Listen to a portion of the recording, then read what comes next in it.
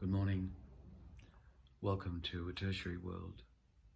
Today I continue reading you accounts of memories that arose when I walked down Elgin Street, the second of 7 east-west streets that made up a grid inside which I lived my life, mostly in the 60s, 70s, 80s and 90s. This is the third memory along Elgin Street. Elgin Street is orange and this memory is yellow. 146 Elgin Street. So many stories I can remember about this post office. So many stamps licked inside its dark and cool hall. So many bills paid at the wooden counter. So many parcels wrapped by attendants and mailed away. But only one story emerges from all the rest. Some letters were sent to a post office box here by someone I shared a dream with through a golden summer spent far away from Australia. These letters were being addressed to another someone in Melbourne who was waiting anxiously for each missive to arrive.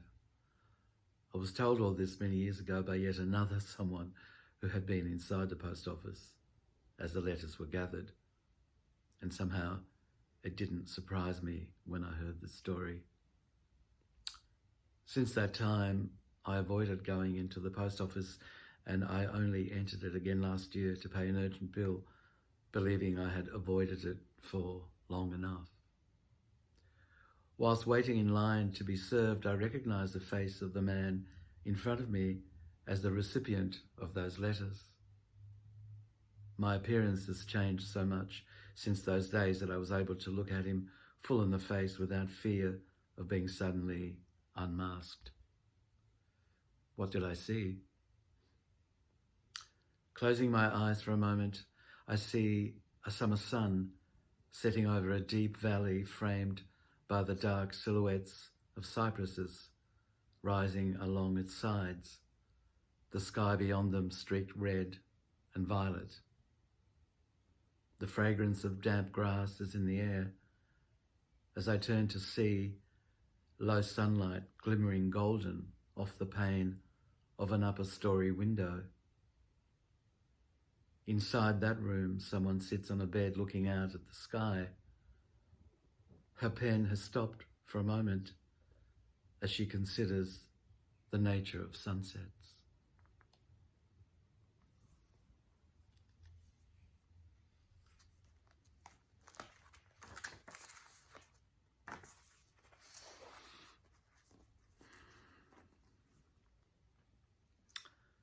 The fourth memory, green, 68 Elgin Street. I used to walk my dog Argo from 570 Canning to 68 Elgin Street quite regularly.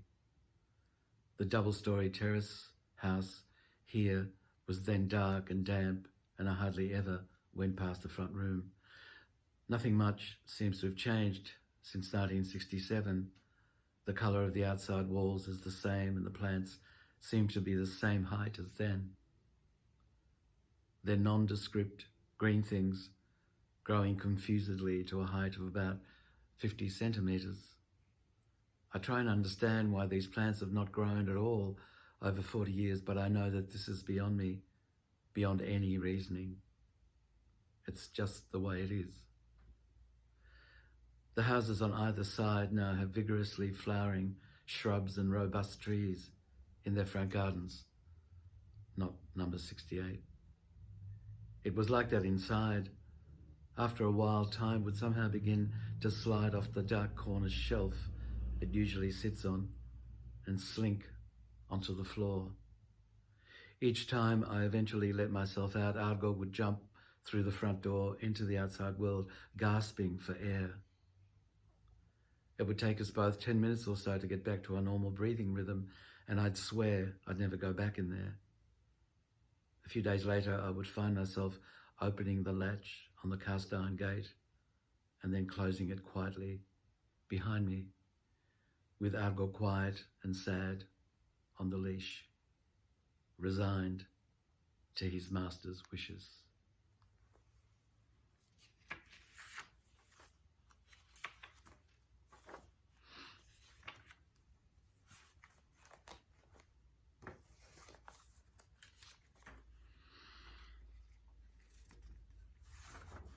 The corner of Elgin and Drummond. Warm winds are pushing the thin curtains to and fro. The second-story window is open onto a deserted street.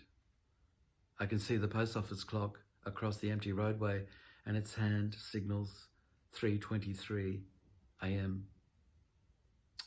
It's the summer of 1967, and I'm leaning out of a window of the apartment building on the corner of Drummond and Elgin Streets. I place the palm of my hand on the brick wall beyond the window frame and feel the warmth still radiating from the previous day's sun. Outside on the street, nothing moves. I feel strangely comforted by being able to look out of a window overlooking a street, a window that's located high above a space below it. From here, I can see roofs and chimneys extending northwards into the suburbs beyond the Carlton post office. If I look out to my right, I can see all the way up Johnson Street towards the Kew Hills. If I look left, I can see Elgin Street extending right up to the university until the dark bulk of the Redmond Barry building arrests the regular movement of receding streetlights.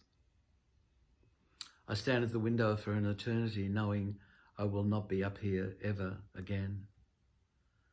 I strain to squeeze meaning out of each passing second until I fall asleep, kneeling by the windowsill.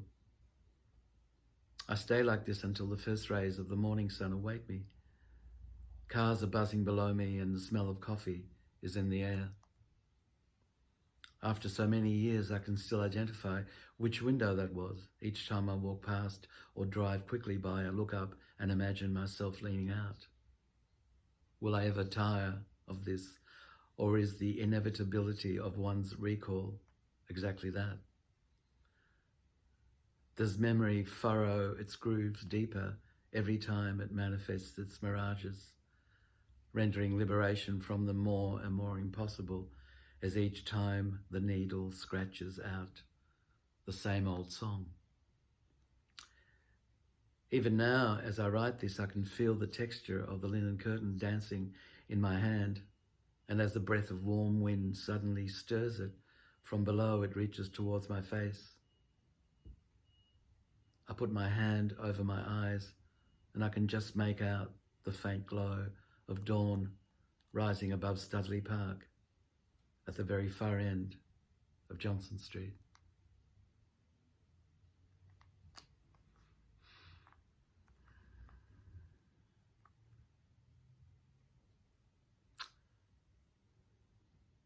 I seem not to breathe as I'm reading. I always take a deep breath at the end. I'm not sure why that is, probably holding my breath, waiting for the surprise of the unfolding of memories, of the recall, because I don't read these before I read them to you. I make a point of that. And so I hold my breath. You never know what's going to be revealed.